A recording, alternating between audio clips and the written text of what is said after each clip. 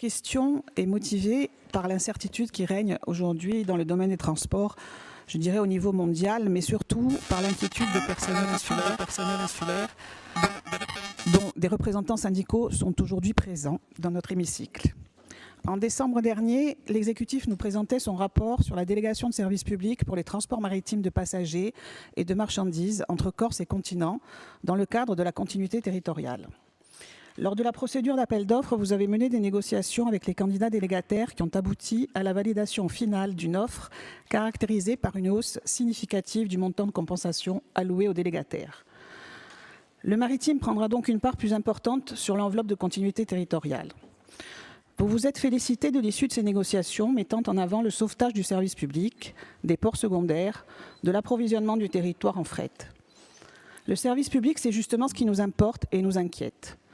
Nous avions d'ailleurs émis quelques réserves à ce sujet lors du débat en session, pour lesquelles nous attendons des réponses précises. En effet, les raisons justifiant l'augmentation significative du montant de compensation dans le maritime se retrouveront forcément au moment de rediscuter les contrats sur l'aérien.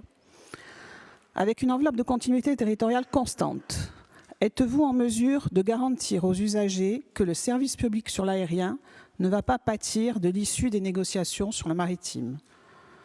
L'offre de desserte aérienne restera-t-elle au même niveau que l'offre actuelle, que ce soit sur les destinations ou les tarifs pour les usagers et notamment pour les résidents?